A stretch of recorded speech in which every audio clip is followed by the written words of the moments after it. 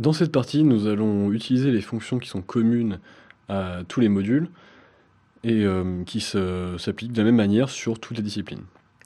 Donc pour cela, nous allons partir d'un nouveau projet vide. Alors, hop, ici, nouveau. Vous pouvez sauvegarder l'ancien projet sur lequel vous avez commencé la formation pour l'utiliser plus tard. On va partir sur un nouveau projet avec un gabarit de construction. Alors on pense gabarit tout simplement parce qu'on va utiliser les fonctions de base de Revit avec les fonctions de base de la partie architecture. Comme ça, en même temps, vous allez avoir un petit socle d'architecture. On va poser mur, fenêtre, porte et manipuler ces objets avec les fonctions de modifier. Donc voilà, on a notre petit projet vide.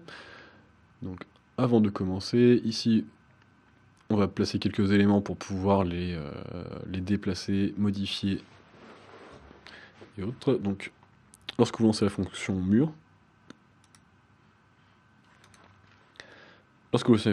vous avez immédiatement au bout de la souris un type de mur. Donc là, le mur de base générique de 100 mm, avec certaines contraintes, donc on va pas trop les modifier ici. Et donc vous pouvez dessiner, donc juste en plaçant ces objets, vous allez dessiner des parois. Donc échappe pour pouvoir sortir de la fonction une première fois. Donc là, vous sortez du dessin du mur et vous restez dans la fonction mur de base. Donc je peux redessiner, par exemple, j'ai des accroches. Voilà. Donc ça va dessiner un bâtiment, de toute façon, ce n'est pas très important. C'est juste pour manipuler un peu quelques fonctions de modifier. Donc ensuite, justement, je vais venir ici dans modifier. Donc la barre modifier, soit vous allez vous directement dans la barre modifier, ou vous pouvez très bien, à chaque fois que vous cliquez sur un objet, il va aller de lui-même venir ici ouvrir la partie modifier. Donc je vais venir ici, modifier. Nous allons commencer par les fonctions qui sont disponibles ici. Donc on va voir la plupart de ces fonctions, en tout cas les plus importantes.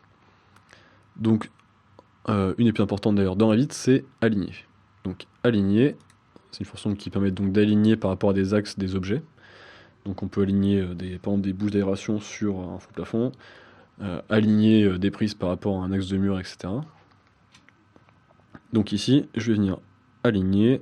Si je veux que ces deux murs ici aient le même alignement, je peux par exemple sélectionner mon mur cible, donc ma référence. C'est ce que me dit Revit en bas à gauche de mon écran. Veuillez sélectionner la référence du point ou de la ligne pour alignement.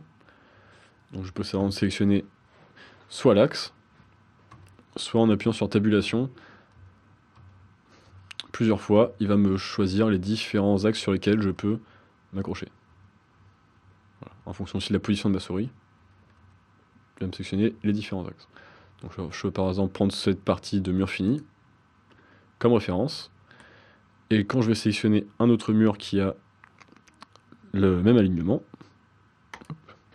il va venir se déplacer et s'aligner par rapport à l'autre mur. Donc quand je fais ça, je peux aussi derrière venir les verrouiller. Donc échappe pour sortir de la fonction. Et quand vous verrouillez des alignements de certains éléments, ils vont garder donc leur alignement. Et quand vous allez en déplacer un, ça va bien sûr déplacer l'autre. Pour désactiver ça, il faut juste cliquer sur le verrou et ça désactive l'alignement de votre objet. Lorsque vous le replacez à la main, par exemple, juste comme ceci, il va retrouver une accroche, il va vous demander si vous voulez, encore une fois, verrouiller l'alignement de ces deux murs. Donc la fonction, après aligner ici, vous avez une fonction décalée. Donc cette fonction décalée, qui est aussi très utilisée pour la partie gain, canalisation et chemin de câble, peut être de décaler des objets en fonction d'un décalage. Donc par exemple, si je viens ici sur ce mur, donc, quand je passe sur le mur, vous voyez une ligne bleue en pointillé, qui est tout simplement la ligne de décalage. Donc j'ai choisi un décalage numérique de 2000, donc il vient copier un élément, voilà, et il me le place de ce côté-là. Donc bien sûr, si je le mets ici, il va me créer un autre mur. Donc je reviens en arrière, parce que je continue de dessiner, voilà. S'il trouve des accroches, il va les accrocher entre eux. Après, je peux faire aussi quelque chose d'un peu plus intelligent. C'est-à-dire que quand je viens présélectionner un mur, donc là je passe juste ma souris sur le mur, et j'ai appuyé, par exemple, une fois sur tabulation. Donc vous voyez, je ne clique pas sur ma souris, juste une fois sur tabulation, il vient me sélectionner tous les murs qui sont accrochés au premier mur que j'ai sélectionné. Donc simplement en faisant ceci,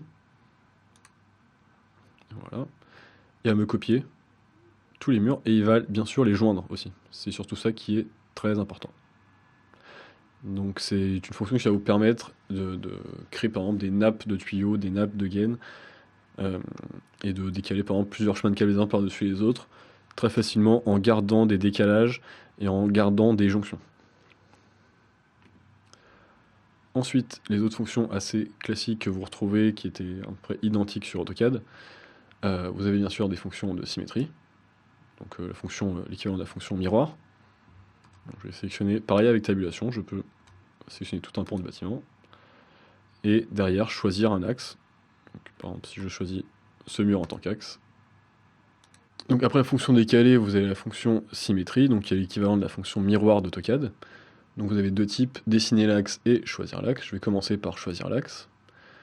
Donc lorsque je lance la fonction, il va me demander les éléments à copier, donc à faire la symétrie.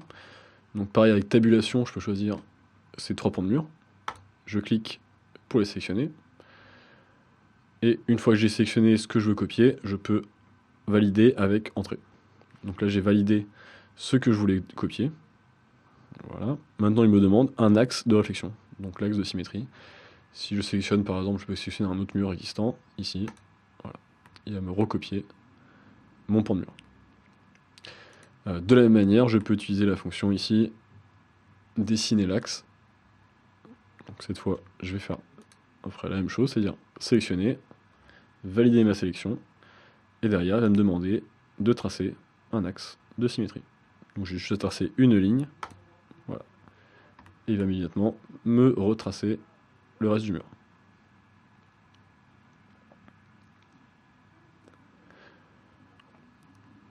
Voilà pour ces premières fonctions. La suite dans la prochaine vidéo.